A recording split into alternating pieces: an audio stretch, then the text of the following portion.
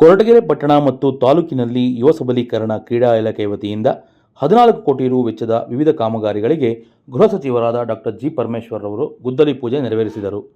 ಇನ್ನು ಶಂಕುಸ್ಥಾಪನೆ ನೆರವೇರಿಸಿದ ಅವರು ಮಾತನಾಡಿ, ದೇಶದಲ್ಲಿ ಮತ್ತು ರಾಜ್ಯದಲ್ಲಿ ಚಿಕ್ಕ ಚಿಕ್ಕ ಮಕ್ಕಳು ಮಾದಕ ವಸ್ತುಗಳಿಗೆ ಬಲಿಯಾಗುತ್ತಿದ್ದಾರೆ. ಸ್ವಲ್ಪ ಮಟ್ಟಿಗಾದರೂ ಅವರನ್ನು ಕ್ರೀಡೆಗೆ ಹೆಚ್ಚು ಅರಿವು ಮೂಡಿಸಿದರೆ ಮಾದಕ ವಸ್ತುಗಳಿಂದ ದೂರವಾಗುತ್ತಾರೆ. ಕರ್ನಾಟಕ ರಾಜ್ಯದ ಅನೇಕ ಕ್ಷೇತ್ರಗಳ ಅಭಿವೃದ್ಧಿಯಲ್ಲಿ ನಮ್ಮ ತುಮಕೂರು ಜಿಲ್ಲೆ ಪ್ರಥಮ ಸ್ಥಾನದಲ್ಲಿದೆ. ಜಿಲ್ಲಾಧಿಕಾರಿ, ಜಿಲ್ಲಾ ಪಂಚಾಯತ್ ಸಿಇಒ, ಎಸ್ಪಿ ಸೇರಿದಂತೆ ತುಮಕೂರು ಜಿಲ್ಲಾಡಳಿತ ಇದಕ್ಕೆ ಶ್ರಮವಹಿಸಿದ್ದಾರೆ.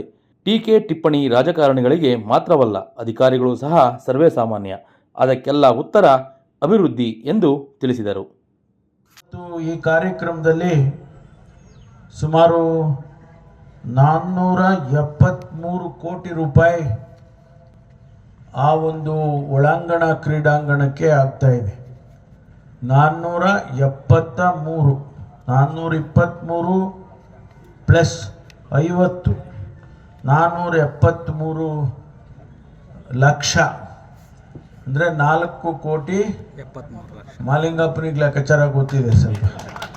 73 ಲಕ್ಷ ಅದನ್ನು ಖರ್ಚು ಮಾಡಿ ಇವತ್ತು ಭಾಳ ಸುಂದರವಾಗಿ ಭಾಳ ಚೆನ್ನಾಗಿ ಬಂದಿದೆ. ಇನ್ನೊಂದು ಸ್ವಲ್ಪ ಫಿನಿಷಿಂಗ್ ಆಗಬೇಕು. ಅದನ್ನು ಬೇಗ ನಮ್ಮ KRIDLನವರು ಬೇಗ ಮಾಡಬೇಕು. ಬೇಗ ಮಾಡಿದ್ರೆ ನಾನು ಬಂದು ಆಡ್ತೀನಿ, ಆಯಿತಾ?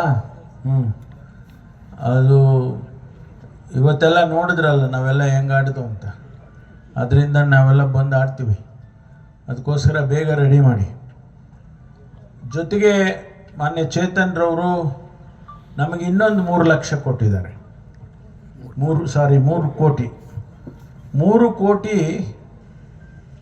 ಈ ಕ್ರೀಡಾಂಗಣವನ್ನು ಚೆನ್ನಾಗಿ ಮಾಡಿ, ಗ್ಯಾಲರಿ ಮಾಡಿ, ಒಂದು ಪೆವಿಲಿಯನ್ ಮಾದರಿ ಮಾಡಿಕೊಡ್ಬೇಕು ಅಂತೇಳಿ ಮಾಡ್ತಾ ಇದ್ದಾರೆ. ಅಧ್ಯಕ್ಷನಾದೆ ಬಹುಶಃ 2015ರಲ್ಲೋ ಏನೋ. ಅಲ್ಲಿ ನಾವೊಂದು ಕಾರ್ಯಕ್ರಮ ಪ್ರಾರಂಭ ಮಾಡಿದ್ವು, ಟ್ಯಾಲೆಂಟ್ ಸರ್ಚ್ ಅಂತ. ಯಾರು ಪ್ರತಿಭೆ, ಅದರಲ್ಲಿ ಗ್ರಾಮೀಣ ಪ್ರತಿಭೆಗಳನ್ನು ಹುಡುಕಬೇಕು ಅಥ್ಲೆಟಿಕ್ಸ್ನಲ್ಲಿ ಅಂತ. ನಾನು ಕೂಡ ಗೌಲಹಳ್ಳಿನಲ್ಲಿ ಬಂದವನು. ಹಳ್ಳಿನಲ್ಲಿ ಏನು ಟ್ಯಾಲೆಂಟ್ ಇಲ್ಲ ಅಂತಲ್ಲ, ನಾವೆಲ್ಲ ಹಳ್ಳಿಯಲ್ಲಿ ಬಂದು ನ್ಯಾಷನಲ್ಸ್ ಇಂಟರ್ನ್ಯಾಷನಲ್ಗೆ ಹೋಗುವ ಮಟ್ಟಕ್ಕೆ ತಯಾರಿ ಆದವು. ಅವಕಾಶಗಳು ಸಿಕ್ಕಿದರೆ ಆಗ್ತಾರೆ.